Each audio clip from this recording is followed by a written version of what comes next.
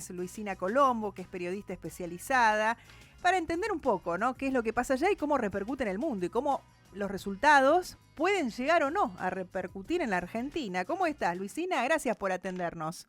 Hola, ¿qué tal? ¿Cómo están? Buen día. Buen día. Bueno, a ver, ¿qué expectativas tenemos con estas elecciones y qué nos podés contar vos de este escenario que es muy diferente a otras elecciones que ha tenido Estados Unidos? Sí, en realidad no es tan diferente, está muy polarizado, nada que sea muy extraño a lo que está pasando en todo el mundo En hoy todo el en día, mundo, con claro. los niveles altísimos de polarización. Lo que sí quizás es novedoso es el nivel de parejo que está todo, porque la realidad es que hasta mañana no vamos a saber quién de los dos candidatos, si Kamala Harris o Donald Trump, se llevan los votos fundamentales, Y a lo mejor tampoco se sabe porque... mañana, ¿no? ¿Cómo? Que a lo mejor tampoco se tienen todos los números mañana, porque dicen los números Es después de las 20, pero bueno, hay estados que a lo mejor están como un poquito más complicados.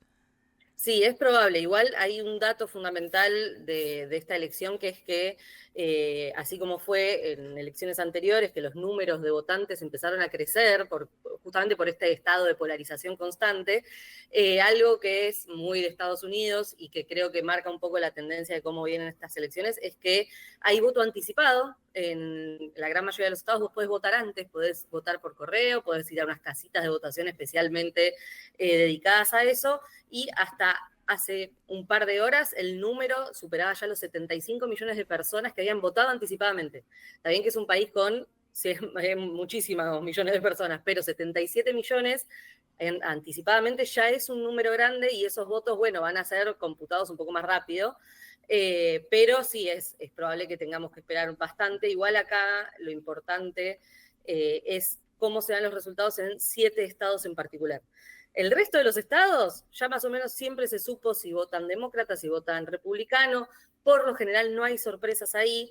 Entonces, los resultados que nos importan en esta elección son los resultados de 7 estados de Estados Unidos, que son los que se llaman estados péndulo o swing states en inglés, que son los estados que van variando su elección de un proceso electoral al otro. A veces votan republicano, a veces votan demócrata.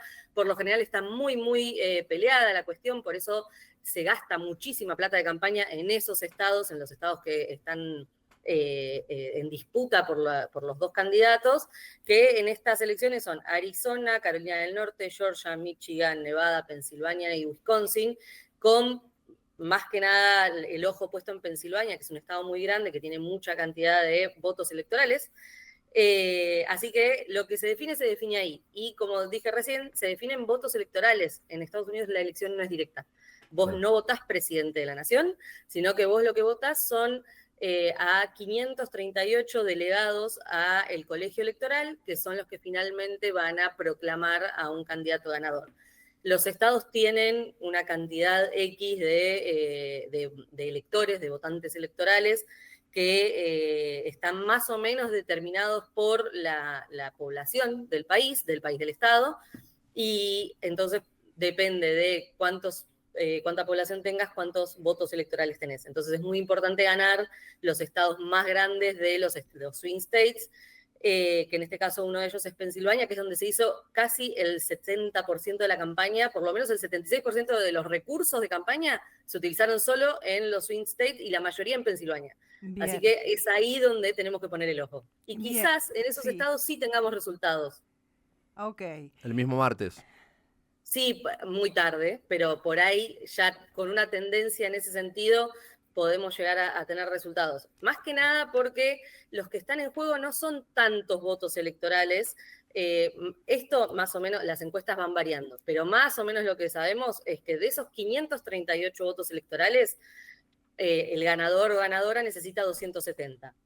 Hasta ahora lo que sabemos es que Trump tiene garantizados 219 y Kamala Harris 222. Los que quedan en el medio son los que se tienen que definir. Entonces, con saber esos, sabemos quién ganó. Si Bien. Claro. el primero que llega a 270 ganó la elección. Bien. ¿Cómo se está viviendo hoy la jornada? Porque bueno, tengamos, digo, el martes, digo, ¿cómo se viven esas jornadas, ¿no? Donde no es como acá, que sé yo, en Argentina, que votamos un domingo, que por lo general muchos no trabajan, que hay todo un operativo. Bueno, por eso vos hablabas también de que haya mucha gente que haya asistido a las elecciones anticipadas, porque no es un día que pueda faltar en el laburo porque voy a votar, por No, ejemplo. no, es un día normal. Es un día absolutamente normal. Que sea un martes es algo que está en la Constitución desde que se fundó Estados Unidos. Y no tiene, para nosotros, desde nuestra perspectiva, hay un montón de cosas que no tienen sentido en la elección. Para empezar, lo de no votar directamente al candidato, sino votar electores. Pero además esto, que sea un martes, es un día común y corriente, la gente tiene que ir a trabajar, los pibes tienen que ir a cursar, o sea, no hay una excepcionalidad en la vida, más allá de que se defina el futuro del país. Así que es una jornada que supongo que va a ser bastante caótica mañana entre las personas que vayan a votar, la cobertura de las elecciones y el grado de polarización que hay, porque es muy alto el grado de polarización, está muy dividida la sociedad en Estados Unidos. A nosotros quizás nos suena normal, bueno, está polarizado. Allá la polarización es muy distinta, porque vos tenés demócratas, tenés republicanos, y lo que hay en el medio es gente a la que realmente no le cambia el amperímetro. Por eso no te digo que son más predecibles, pero hay estados en los que vos ya sabés que se vota. No hay manera de dar vuelta a esos números fácilmente, porque históricamente se sostiene. Entonces, Bueno, está hay muy dos partidos polarizado. también, ¿no? Esto también, no hay Hay una como... tercera candidata. Hay una tercera candidata, pero no la funa nadie, pobre, Claro. que es Jill Stein del Partido Verde, que ella se plantea como alternativa a los dos modelos. Es un perfil un poco más progresista, en contra de las distintas guerras que Estados Unidos está apoyando en el mundo, pero claro, no define. Sí puede llegar a definir en sacarle o no sacarle algún voto electoral a uno u otro candidato en algún estado importante. Entonces Claro. ahí es donde importa el rol de Jill Stein. Pero sí, hay más partidos. El tema es que no llegan a la contienda. Entonces, por lo general, como pasó en 2016, perfiles más progresistas, como en su momento era Bernie Sanders, Alexandria Ocasio-Cortez, se vuelcan al Claro. demócrata por una cuestión de garantizarle los votos a la alternativa al Partido Republicano. Y en el Partido Republicano pasa algo similar con otros tipos de expresiones conservadoras de derecha que se terminan volcando a candidato republicano para no presentarse de forma individual, como fue el caso de uno de los hijos de Kennedy, que también estaba presentándose a elecciones y se bajó para garantizarle los votos a Donald Trump. El análisis que estás haciendo está buenísimo y mientras vos comentabas rápidamente, a mí se me venía a la cabeza todo lo que pasa también acá en Argentina. Digo, acá también hay provincias como Córdoba, Mendoza, que también son previsibles en cuanto al voto, y esto debe pasar en algunos estados también en los Estados Unidos, pero yo quería ir más allá. ¿Cómo ves vos o cómo va a repercutir en el caso de que gane Kamala Harris o Donald Trump en la Argentina? Se decía que en el caso de que gane Donald Trump, la Argentina o el gobierno de Milei está esperando allí un dinero que podría solventar los próximos años. ¿Qué pasa si no sucede esto, o cómo lo ves vos el futuro para la Argentina dependiendo de esta elección? Bueno, voy a hacer primero una simplificación. Gane quien gane, para Argentina el escenario sigue siendo igual de malo, porque tenemos un gobierno que no importa a quién esté en la oficina oval de la Casa Blanca, la entrega es total. Entonces, ahí No mucha somos diferencia no hay. prioridad, no estamos en la prioridad de la agenda de ninguno de los dos candidatos.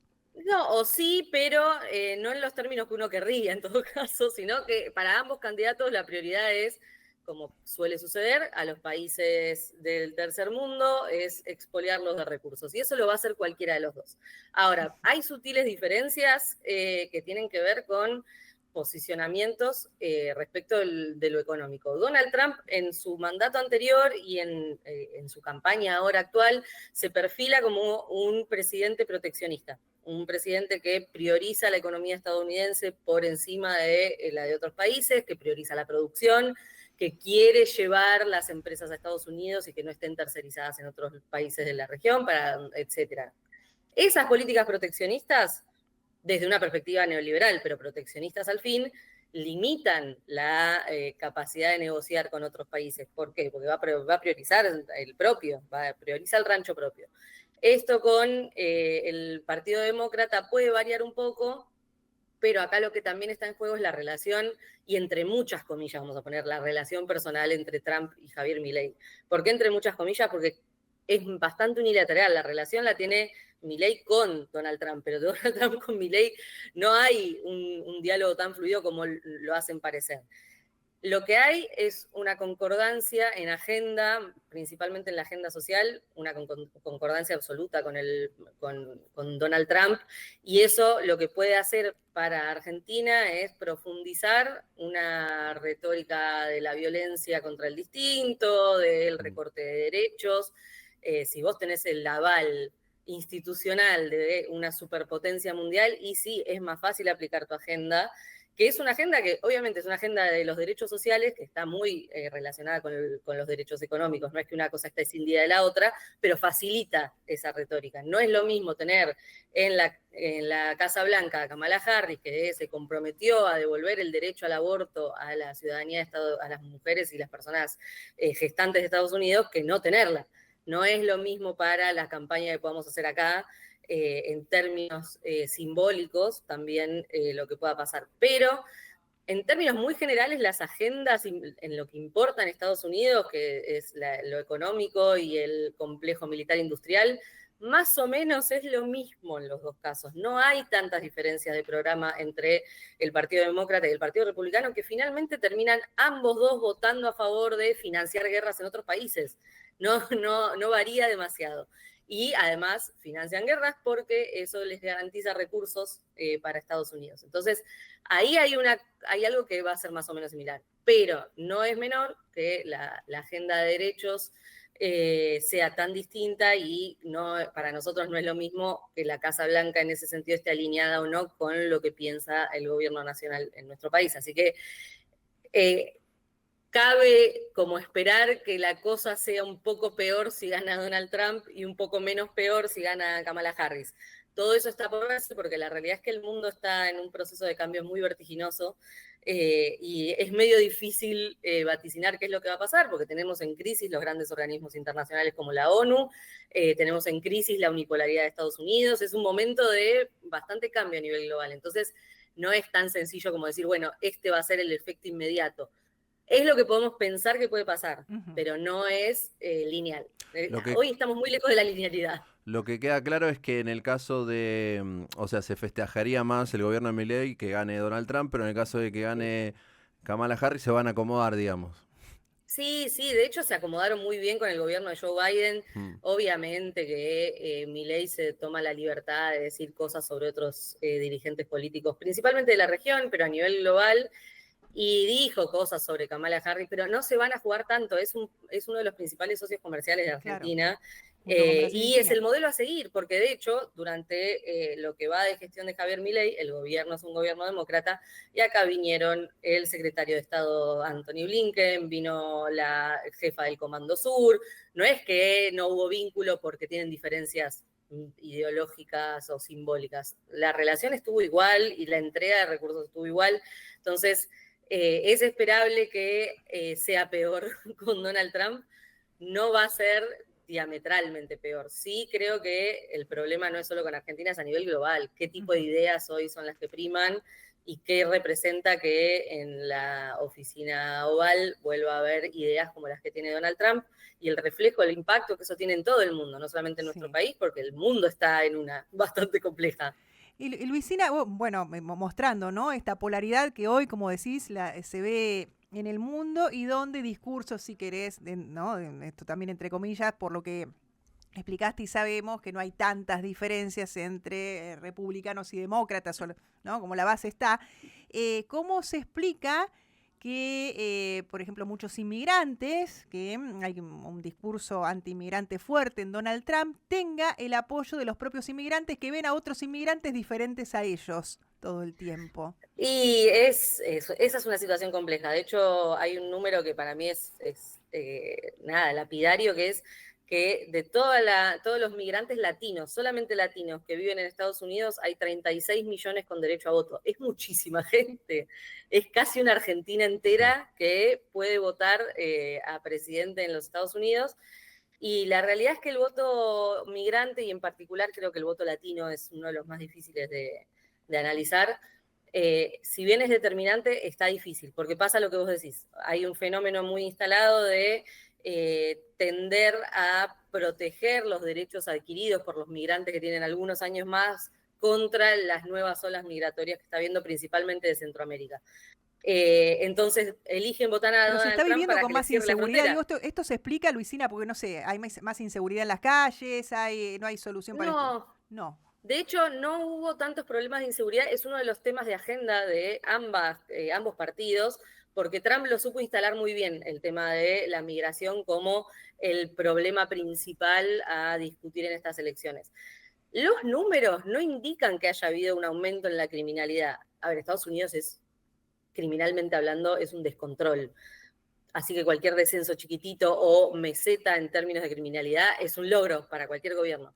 Pero sí es cierto que hubo mucho ingreso de migrantes, muchísimo ingreso de migrantes. Hay olas migratorias que son muy distintas. Antes las olas migratorias eran únicamente de México, ahora hay una movida muy grande de Centroamérica, que aparte son migrantes que llegan absolutamente saqueados porque hacen, entre otras cosas, el cruce del Darién, que es el cruce entre Colombia y Panamá, que es un peligro, y que ahí ya le sacan plata para cruzarlos por la selva, y si no se mueren, llegan hasta Panamá y después tienen que de ahí llegar a Estados Unidos, todo esto muchas veces caminando y gastando todos los recursos que tienen. Entonces, lo que termina entrando a Estados Unidos es gente que está en la lona total, y buscan y aceptan cualquier trabajo, y obviamente a cualquier empleador que le ofrezcas un trabajador que está dispuesto a cobrar menos y con menos derecho lo va a agarrar.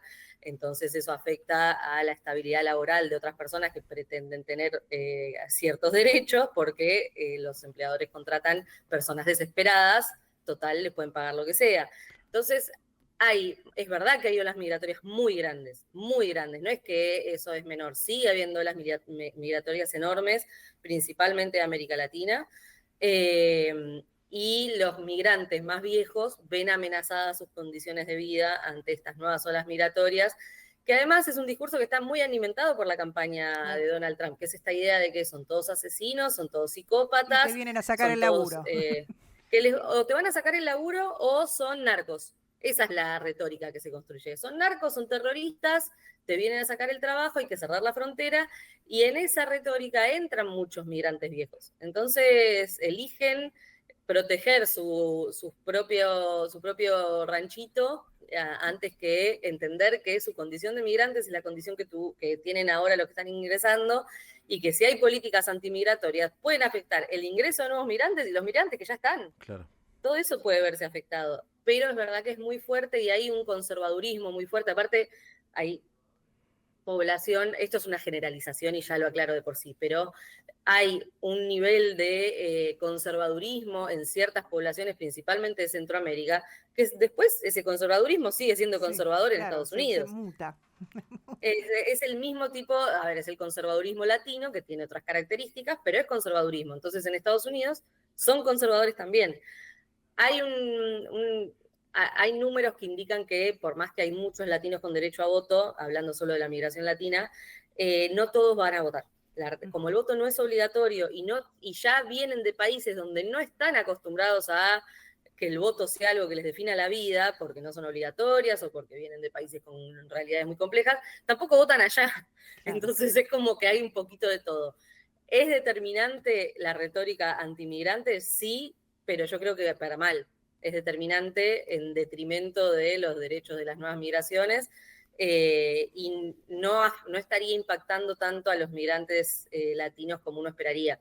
Lo único que sí logró mover un poquito el amperímetro, y en términos muy simbólicos, hay que ver si eso se traduce a las urnas, fueron los comentarios que hizo un humorista en el cierre de campaña de Donald Trump, un humorista que habló sobre que Puerto Rico es una isla de basura que está flotando en el mar, y Puerto Rico es territorio de Estados Unidos. Entonces, decir eso tiene muchas implicancias que a cierta población le afectó bastante. De hecho, a todo lo que son los famosos puertorriqueños radicados en Estados Unidos, inmediatamente, si no se habían pronunciado ya en contra de Donald Trump, salieron a hacerlo.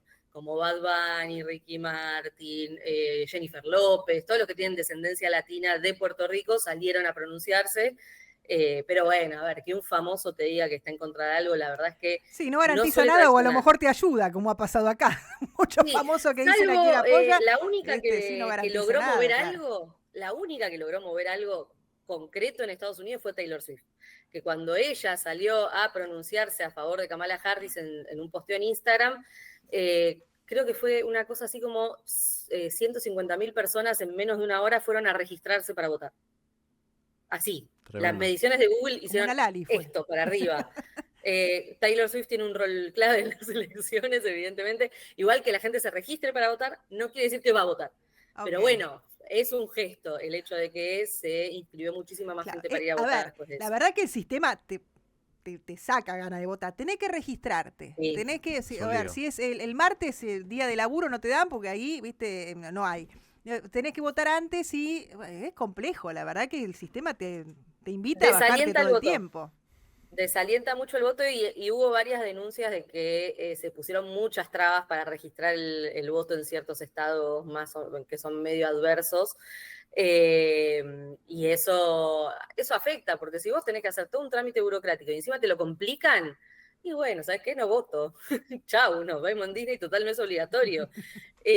Así que tiene muchas complejidades, es un sistema recontra difícil de entender, que fue creado supuestamente para balancear el poder entre los estados muy poblados y los estados poco poblados, con una lógica pretendidamente federal de hacer que los estados más poblados no tengan más poder por la cantidad de votos en una elección directa, entonces se armó todo esto el colegio electoral.